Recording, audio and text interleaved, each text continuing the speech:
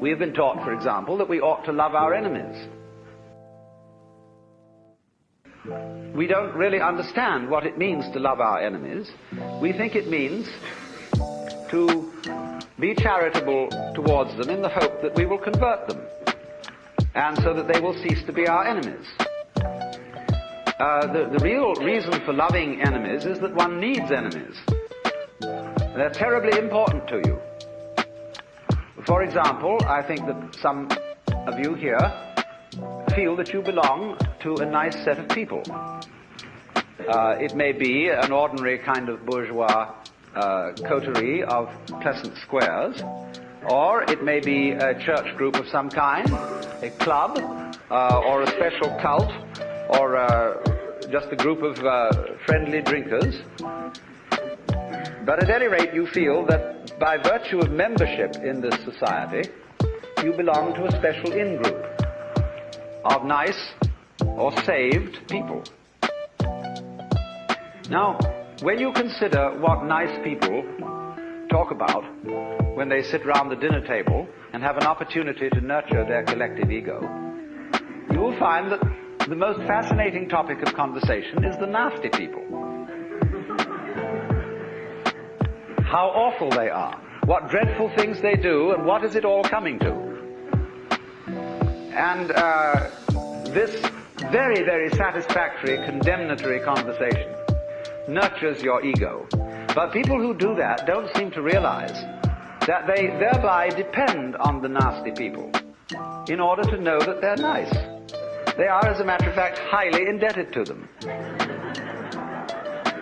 On the other side of the picture, the nasty people, they, on their side, consider that they really are the best people, and nurture their collective ego by blasting the bourgeoisie, the squares, the wasps, the know-nothings, or whoever they may be.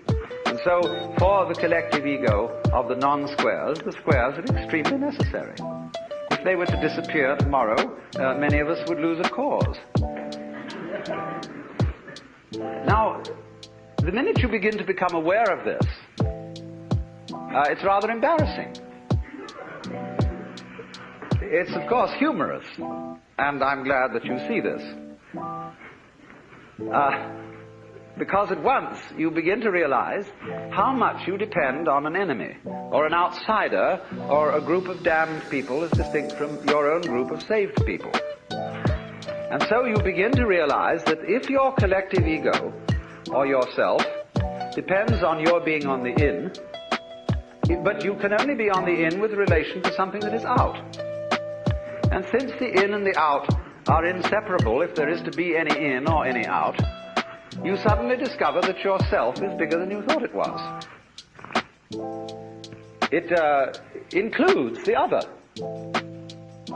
and you can't do without it. This brings about a fundamental change in the understanding of the meaning and nature of self. And thereupon, there become a change of attitude to other people, even if you continue with some formal opposition to them and disapproval of them. When then you are honestly clear with yourself what you like and what you dislike, and then at the same time yourself begins more and more to include things that were hitherto defined as being not yourself,